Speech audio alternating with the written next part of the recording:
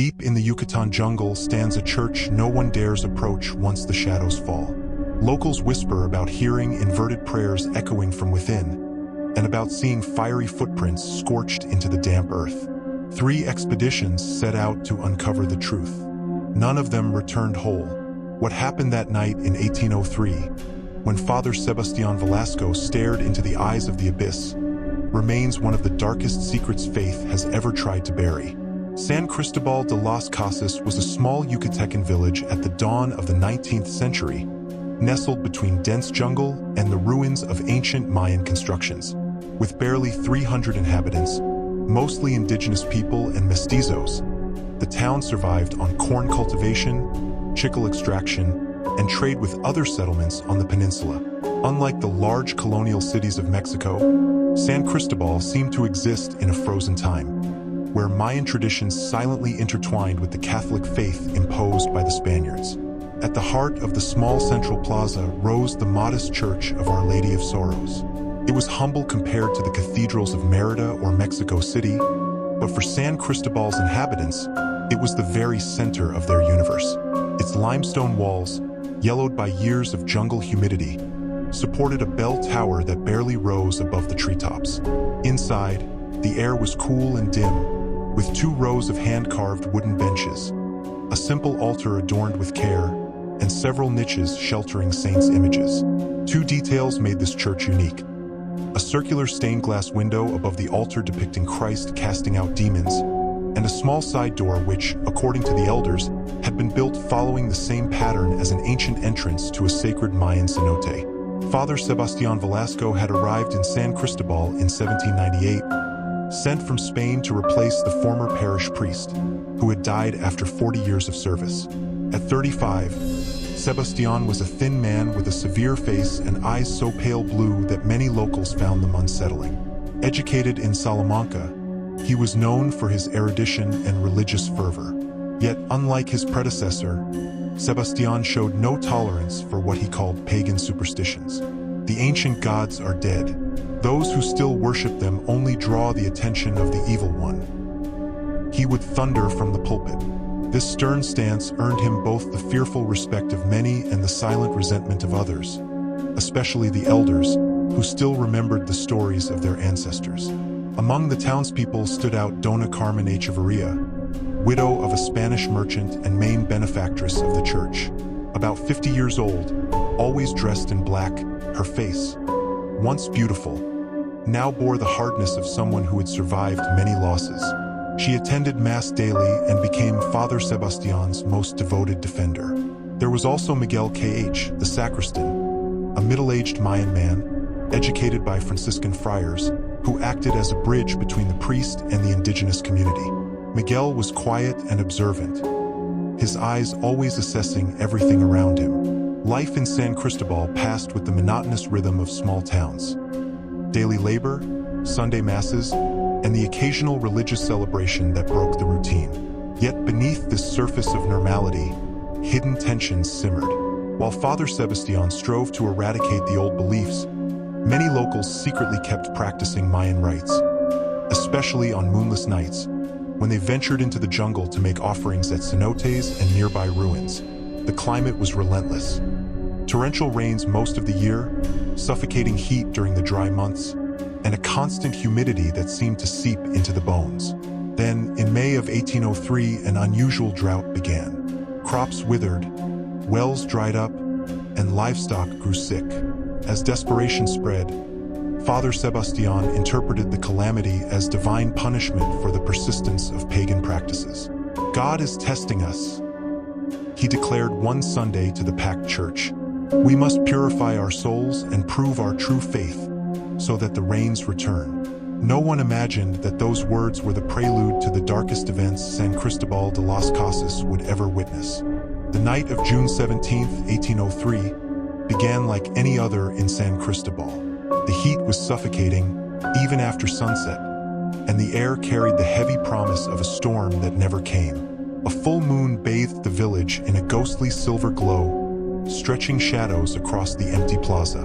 Father Sebastián had announced a special midnight mass to pray for the end of the drought. Despite the unusual hour, the church was full. Desperation had driven even the most skeptical to seek comfort in faith.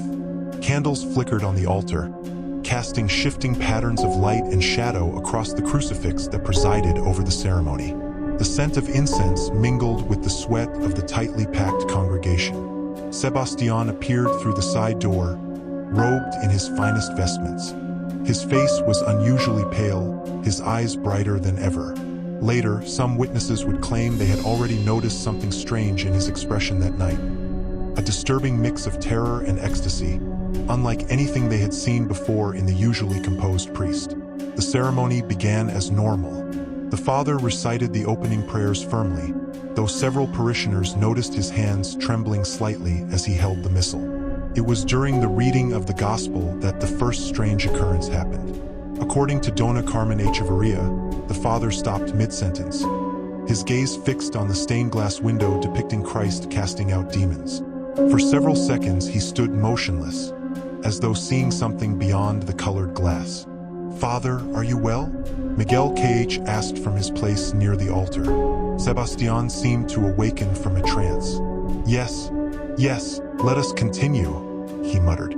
But his voice sounded different, lower, harsher, almost not his own. The Mass went on until the consecration. Father Sebastián lifted the host, reciting the ritual words, but suddenly stopped again. His eyes widened unnaturally, locked on some point above the altar. The consecrated host slipped from his trembling hands. "It is here," he whispered, in a voice many later described as not human. "I see it." A murmur rippled through the congregation.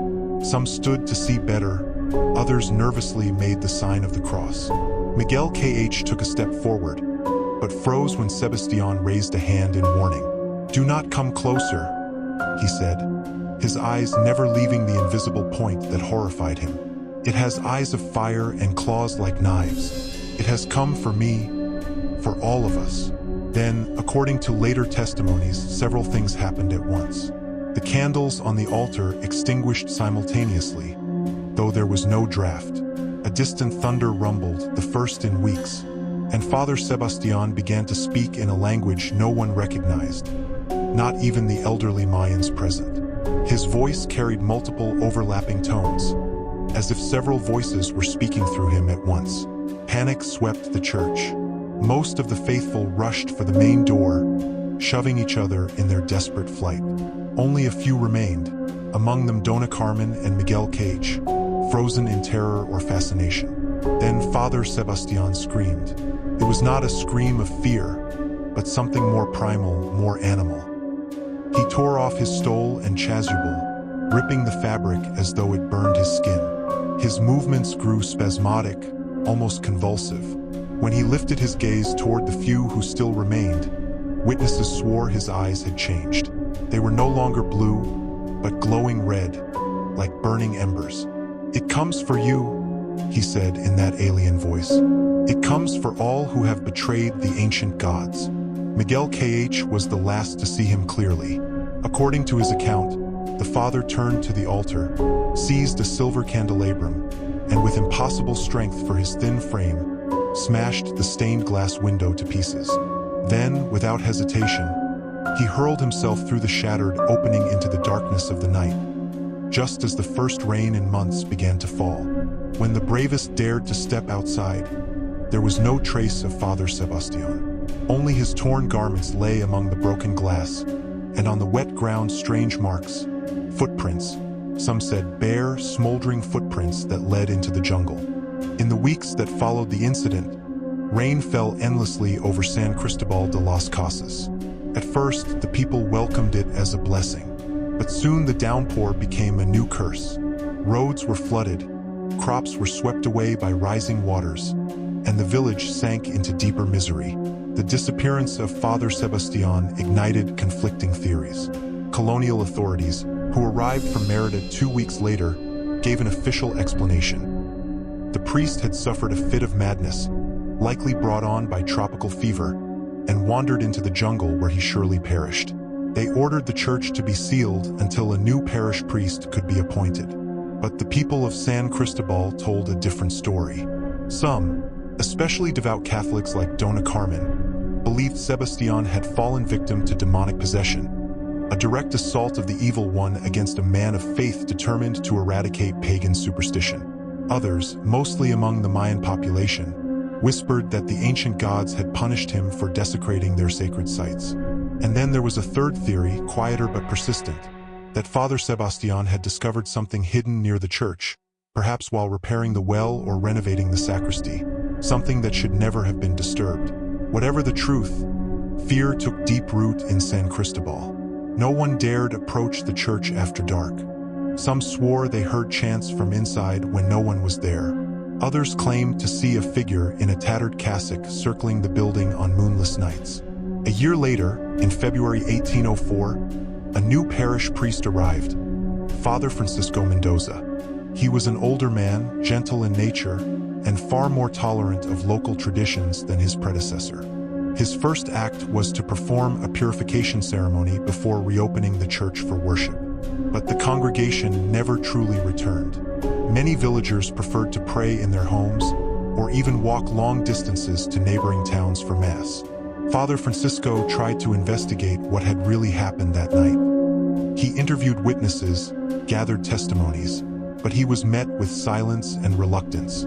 Many refused to speak of it, as though uttering the events aloud might invite the horror back.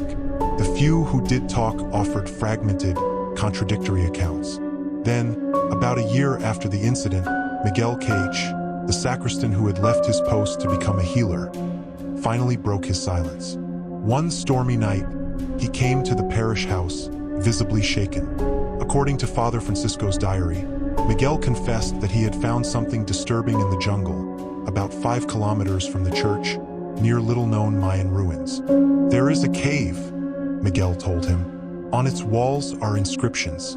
Some are ancient, made by my ancestors, but others were written in a hand I recognized instantly.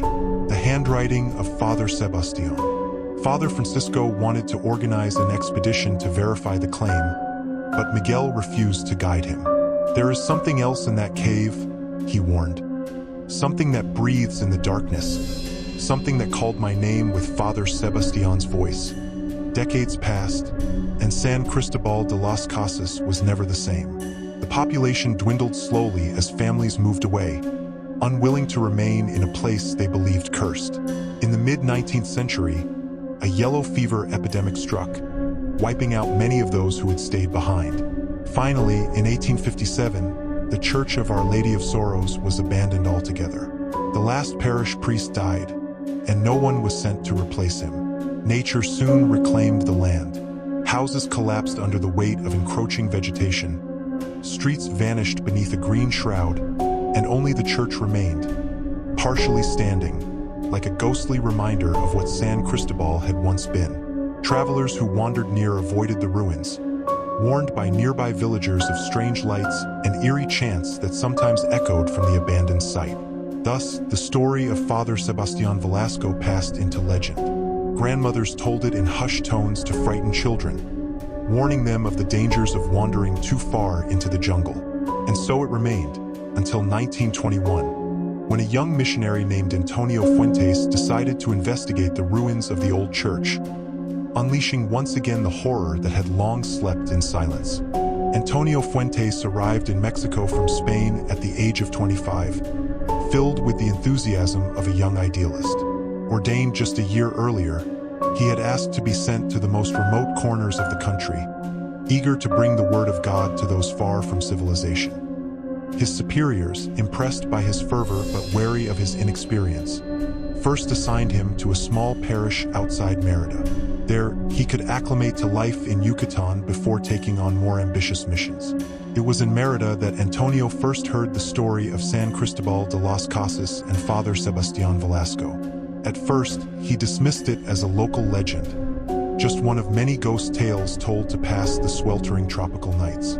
But his curiosity grew when, in the diocesan archives, he found documents relating to the case. The official report of Sebastián's disappearance, several letters from Father Francisco Mendoza, and a map showing the exact location of the abandoned village. "I want to discover what really happened," Antonio told his superior, Father Joaquin Rios. If it was madness or if there was something more, something the church should know. Father Joaquin tried to dissuade him. There are places in this peninsula where it is best not to stir the past, he warned. Places where Catholic faith and ancient Mayan beliefs have fused in unpredictable ways. But Antonio was stubborn. Eventually, he secured permission to leave for 2 weeks, under the pretext of an evangelizing mission to remote villages. On April 15, 1921, with a small group consisting of 2 Mayan guides and a mestizo assistant, Antonio set out for the region where San Cristóbal once stood. The journey was grueling. Roads were in terrible condition, and the jungle seemed to grow denser with every mile into uninhabited territory. The guides grew increasingly uneasy, especially when Antonio revealed his true destination. One of them, an elderly man named Jose Chon, confessed that his grandfather had known someone who had been present on the night Father Sebastián disappeared. My grandfather said that priest found something he was never meant to find, Jose whispered by the fire one night while they camped. Something the ancient Mayan priests had sealed beneath the church. What kind of thing? Antonio pressed, fascinated. Jose only shook his head. I don't know. My grandfather never spoke of it clearly. He only said there are things older than the Mayans in these lands. Things that sleep and should never be awakened. They reached the remains of San Cristóbal on the 4th evening. As expected, little remained of the old town. A scattering of stones marked where homes had once stood, and an open space overrun by vegetation suggested the plaza. But the church, though half collapsed, was still recognizable. The bell tower had fallen, but parts of the nave and the altar remained under a sagging roof. They set camp at a distance, for the guides flatly refused to sleep near the ruins.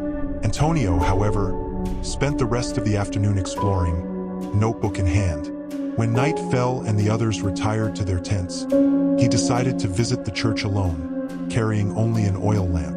Moonlight bathed the stones in a spectral glow, shadows stretching unnaturally across the rubble. As he stepped into what was left of the nave, a chill ran down his spine despite the tropical heat.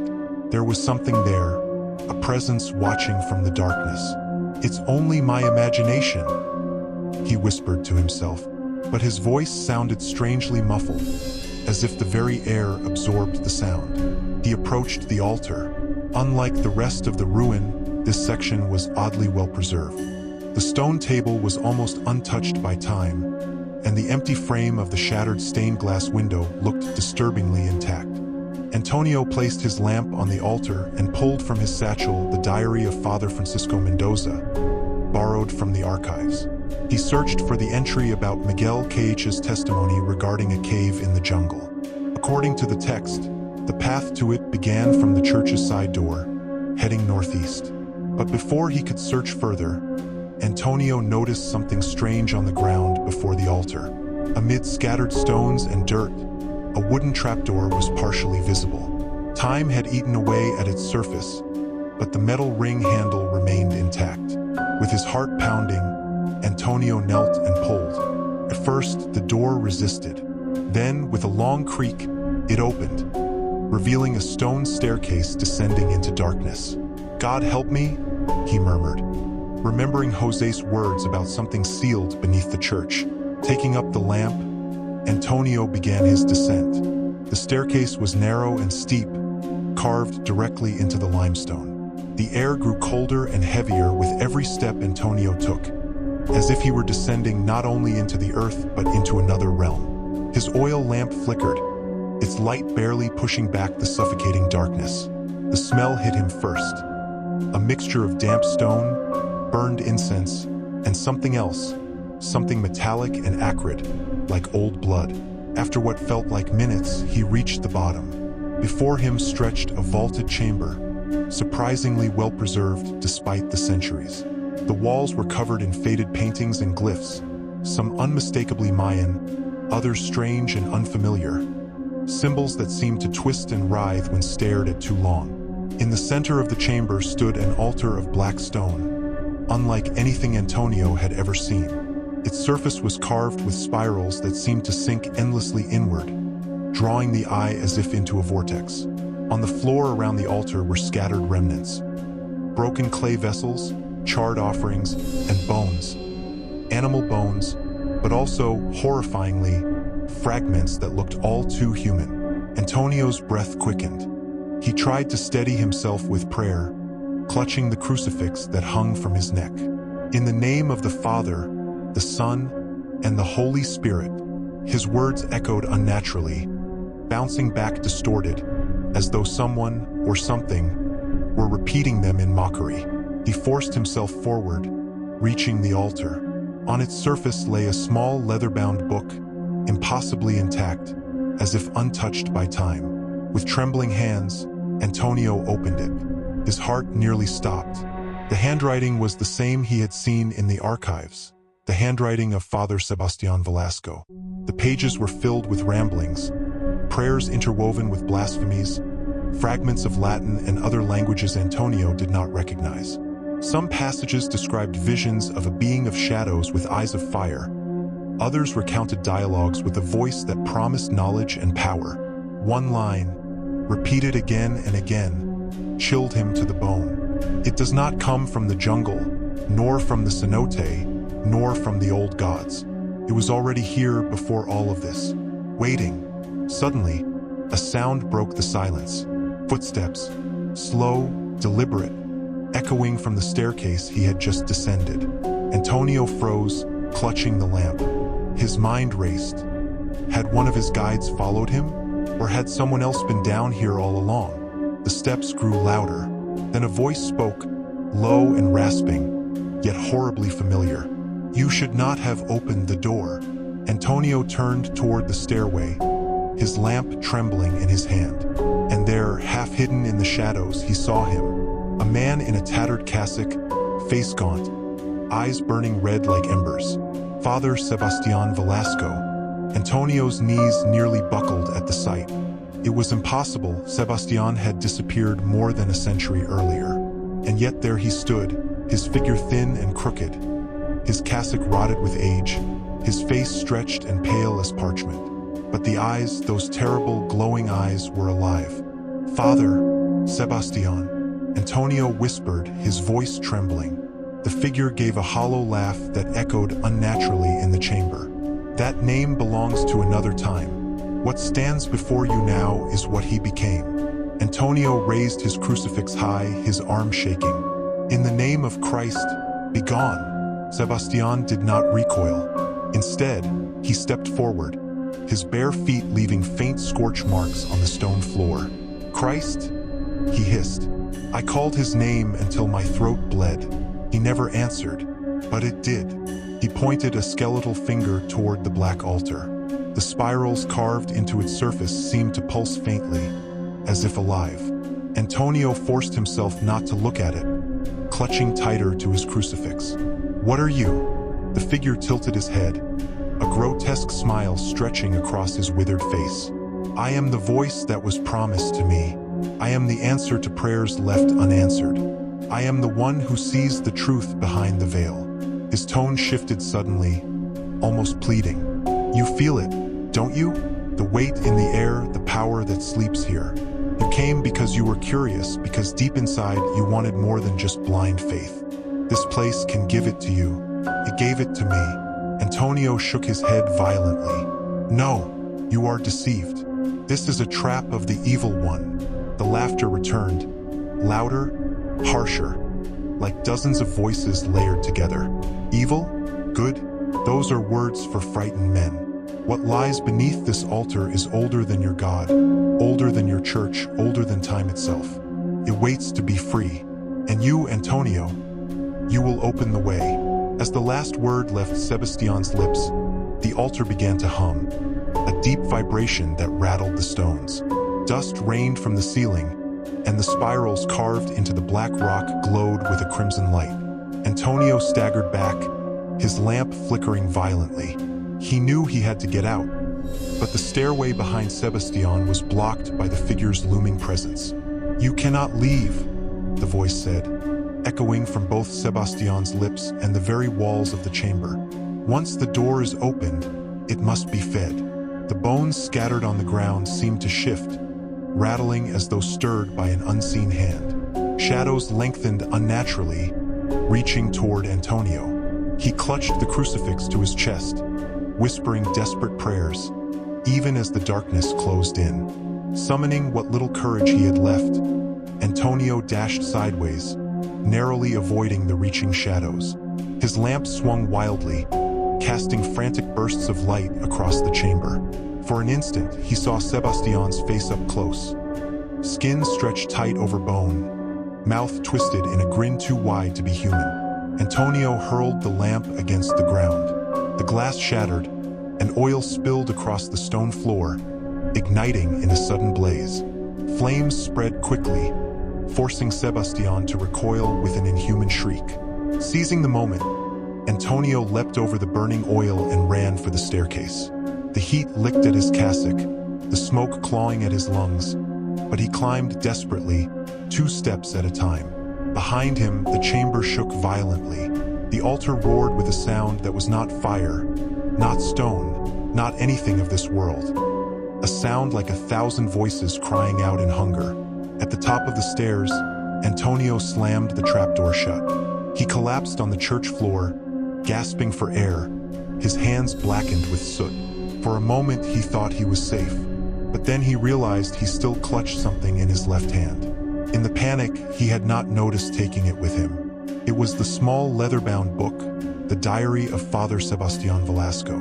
The pages trembled as if alive, though there was no wind. Some were scorched by fire, others damp with old stains, but the words were still legible. And the last page, written in a jagged, frantic hand, was unlike the others. It did not speak of visions or voices. It was a warning to whoever finds this: do not return. The door cannot be closed once opened. Burn this book. Burn it and pray it is enough. Antonio shuddered. He wanted to obey immediately, to cast the diary into the fire of his camp. But something, curiosity, or perhaps the same lure that had trapped Sebastián, stayed his hand. Instead, he hid the book in his satchel and staggered back toward camp, where his guides waited nervously by the fire.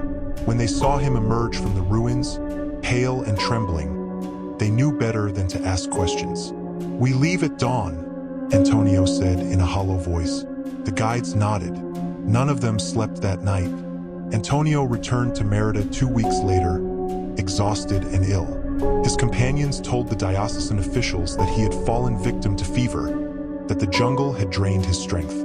But Antonio knew the truth. What had weakened him was not disease, but what he had seen beneath the ruined church. At first, he tried to speak. He told Father Joaquin and other priests what he had found: the chamber, the altar, the figure of Sebastián. But no one believed him. They said his fever had caused hallucinations, that isolation and exhaustion had broken his mind. Yet Antonio had proof. The diary. He showed it to Father Joaquin. The older priest read it in silence, his expression darkening with each page. When he reached the final warning, he snapped the book shut. "This should never have left that place," he whispered. "I will deliver it to the Archbishop. From this moment, you must not speak of it again, Antonio. Do you understand?" But Antonio could not stay silent. The images haunted his sleep. The altar glowing, Sebastián's eyes burning, the voices in the darkness. He began to preach warnings during Mass, hinting that forces older than the Church still lingered in Yucatán. This quickly brought him into conflict with his superiors. After several reprimands, he was transferred to a remote parish near Campeche, far from Mérida and the diocesan archives. As for the diary, Antonio never saw it again. Some say the Archbishop ordered it sealed in the secret vaults of the cathedral. Others whisper it was sent to the Vatican, where it lies hidden among countless forbidden texts. Antonio lived only a few more years. In 1927, he died suddenly, supposedly of heart failure. But those who knew him claimed his death was not natural. He was found in his room, eyes wide open in terror, clutching his crucifix so tightly it had cut into his palm. And on the floor beside his bed, there was a message scrawled in his own handwriting, though no ink or pen was ever found. "It is not sealed. It is waiting."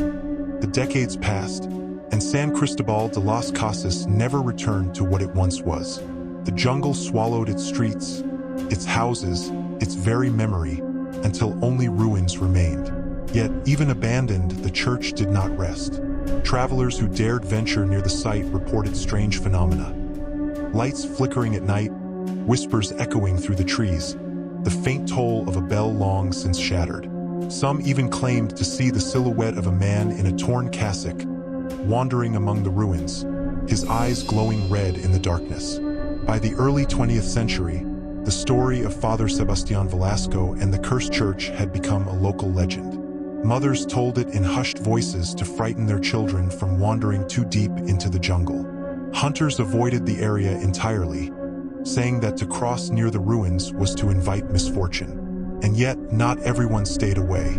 Missionaries, historians, and treasure seekers, drawn by curiosity or faith, made expeditions to San Cristóbal. Some returned, shaken and silent, never speaking of what they had seen. Others never returned at all. One chilling account comes from a group of travelers in 1919.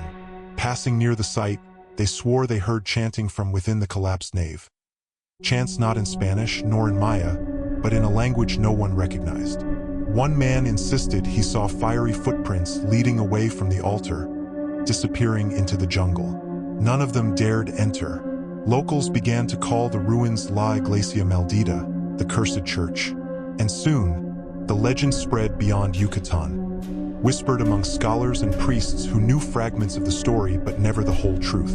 Even today, deep in the jungle, where the roots twist like skeletal fingers and the air grows heavy with silence, the ruins of San Cristóbal remain. Those who have ventured close claim the shadows are thicker there, that the air itself resists sound, as if the earth does not want the place disturbed. And those who are bold or foolish enough to listen closely at night say they can still hear a voice echoing from beneath the stones, a voice calling a name, a voice waiting for someone to answer. When Father Antonio Fuentes was found in a state of deep catatonia and sent back to Spain, most believed the matter was over.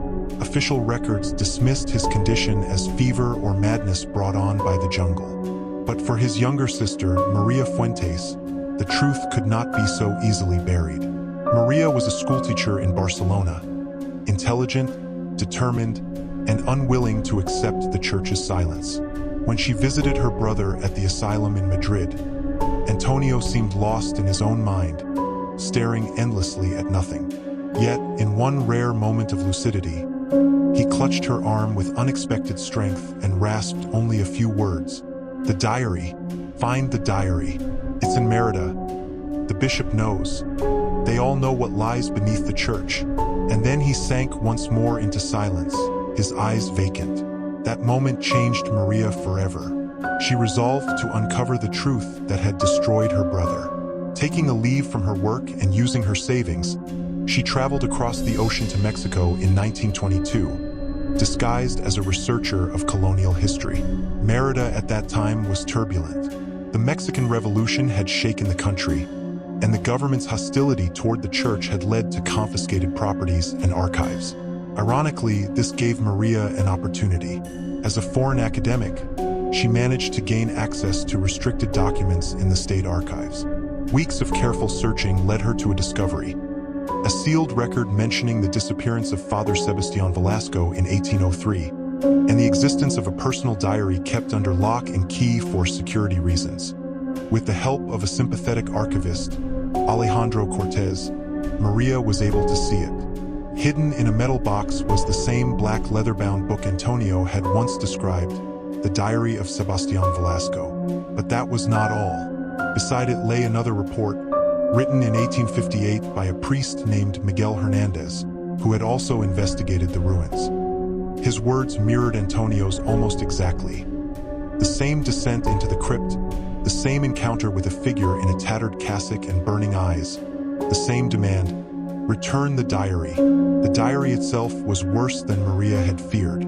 Its pages detailed not only Sebastián's slow descent into obsession, but ancient accounts of a being the Maya had once called Cacasbal, he who walks between worlds. The church, Hernández wrote, had built the very foundation of the church at San Cristóbal atop an entrance to contain it. The diary, he claimed, was no mere record, but a vessel, a link that tied souls to the entity's realm. Reading these pages, Maria realized the horrifying truth. The book had consumed her brother, just as it had consumed Sebastián, Hernandez, and countless others. But she was not like Antonio. She would not simply flee in fear. If the diary was a prison for souls, perhaps it could also be undone. Perhaps Antonio could be saved. And so, in 1923, with the help of Jose Chan, the same Maya guide who had once accompanied her brother, Maria prepared for a journey into the jungle. Armed with photographs of the diary's pages, ancient rituals Hernandez had described, and objects belonging to Antonio, she set out for the cursed ruins of San Cristóbal de las Casas. The jungle awaited, so too did the shadow with burning eyes. In May of 1923, nearly 2 years after Antonio's doomed expedition, Maria Fuentes entered the jungle accompanied by Jose Chan and 2 young Maya cousins who reluctantly agreed to join them. The journey was brutal. The heat was suffocating. The nights filled with whispers and the sound of footsteps circling their camp. Maria often felt eyes upon her from the shadows.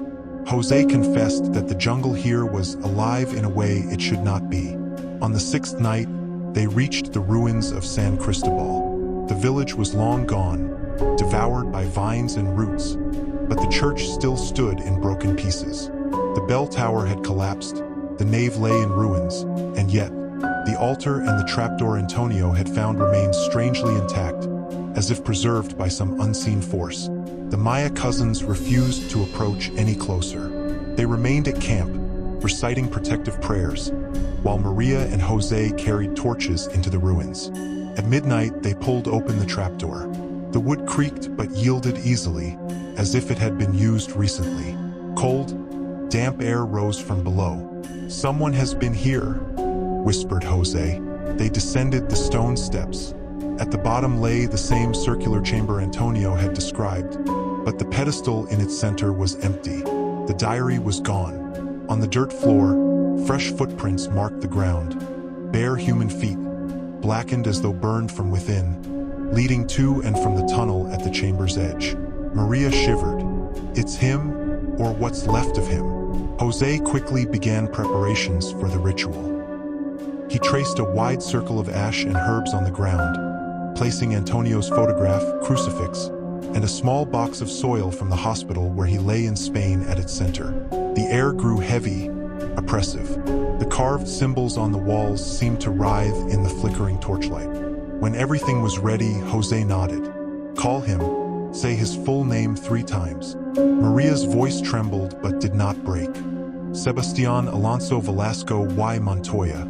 Sebastián Alonso Velasco y Montoya. Sebastián Alonso Velasco y Montoya. The silence that followed was absolute. Even the sound of dripping water ceased. The torch flames froze, unmoving. Then it came, the sound of bare feet dragging slowly across the earth. From the darkness of the tunnel, a figure emerged. At first, it looked like a man in a cassock. But as it stepped into the light, Maria fought the urge to scream. What had once been Father Sebastián was now a grotesque shadow of humanity.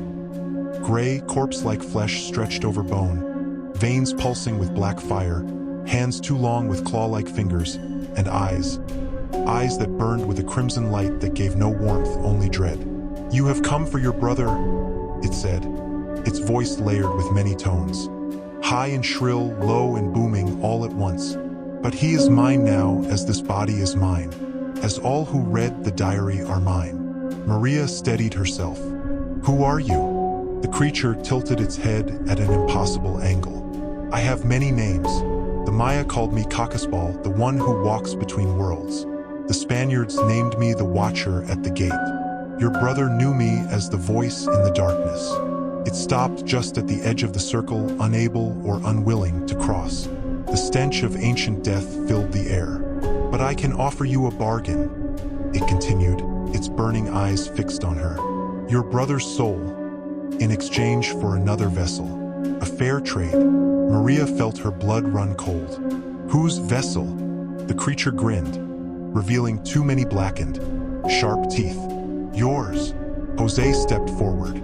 That was not part of the ritual. The exchange must be equal, and one life already belongs to you. This is no bargain. The entity turned toward him, its eyes blazing hotter. You remember the old ways, son of priests, but your ritual is flawed. You altered the words. You changed the symbols. The circle is weak. I can wait.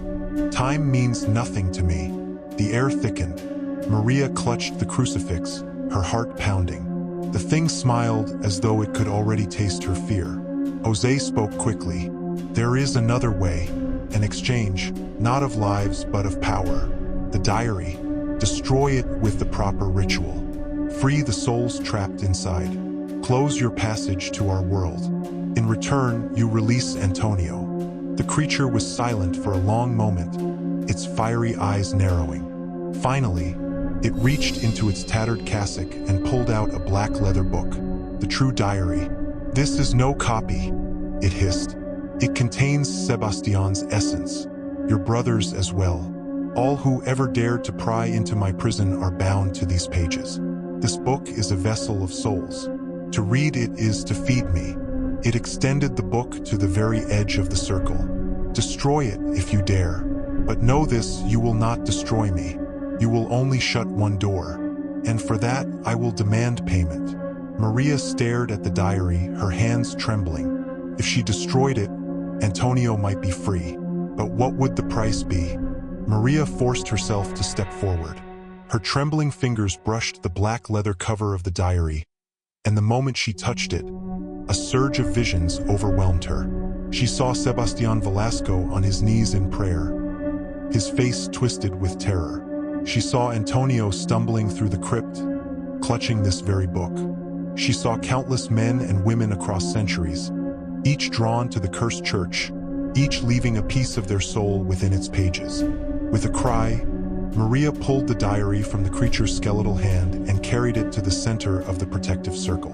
The entity did not move to stop her, but its burning eyes followed every motion, its breath a low growl in the silence. Jose whispered urgently, "Now the ritual. Place it on your brother's relics. Speak his name 3 times and drive the blade through its heart."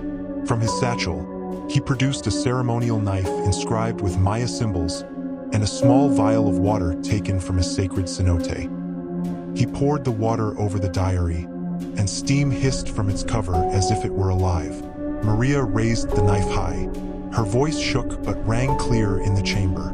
"Antonio Fuentes y Navarro, Antonio Fuentes y Navarro, Antonio Fuentes y Navarro." And with all her strength, she plunged the blade into the book. The result was instant, cataclysmic. The diary burst open, not with paper, but with a storm of light and shadow. A violent wind howled through the chamber, filled with screams, hundreds of voices, wailing in fury and release. The creature shrieked, its body convulsing. Its gray flesh split apart, revealing not blood and bone, but black fire. Its eyes expanded until they consumed its face, then shattered in a flash of red light. The form of Sebastián Velasco disintegrated into fragments of darkness that were sucked into the burning book. The diary itself ignited in unnatural flames, green and cold, casting no heat. Within seconds, nothing remained but ashes. The chamber fell silent. The oppressive weight lifted. Jose exhaled shakily. "It is done. The souls are free, including, I hope, your brothers." Maria collapsed to her knees, trembling, staring at the ashes. The circle had held. They had survived. But she knew this was not a victory, only containment. The being had not been destroyed. It had only lost one of its doors into the world. Jose gathered the ashes into a leather pouch. They must be scattered in running water under the moonlight. Only then will the ritual be complete. Together they climbed the stone steps, leaving the crypt behind. The jungle above felt strangely calm, as though even the trees sensed something had shifted. 3 weeks later, Maria stood before the gates of San Rafael Psychiatric Hospital in Madrid. The long journey home had been plagued with vivid dreams. Antonio wandering a labyrinth of stone, chased by the shadow with burning eyes. Jose told her this was a good sign. It meant Antonio's soul was free, seeking its way back. And now, as she entered the hospital, she prayed he was right. The nurse who greeted her looked startled. "Señorita Fuentes? What a coincidence. We were about to send you a telegram." Maria's heart clenched. "Has something happened to my brother? You should see for yourself." She was led down familiar halls, but not to the locked ward where Antonio had sat motionless for nearly 2 years. Instead, they entered a bright common room with windows overlooking a garden. Patients walked freely under the watch of attendants. And there, by the window, sat Antonio, a book in his hands, his posture upright, his eyes alive. Maria froze, tears welling in her eyes. Slowly, Antonio looked up. For the first time in years, recognition flickered across his face. His lips parted. "Maria!" His voice was hoarse, as if unused for an eternity. She ran to him, fell to her knees beside his chair, and grasped his hand. "Yes, Antonio, it's me." They embraced, weeping, the weight of fear and despair dissolving into relief. Antonio whispered, "I thought I would never return. I was trapped in a maze without end. And it was there, always behind me, eyes of fire. But then, I found the way out." Maria held him tighter, her own tears flowing freely. "You're safe now. You're home." But even as they clung to each other, Maria could not forget the creature's final words in the crypt. "You cannot destroy me. You can only close one door." And somewhere, deep beneath the ruins of San Cristóbal, in the endless dark, something still waited.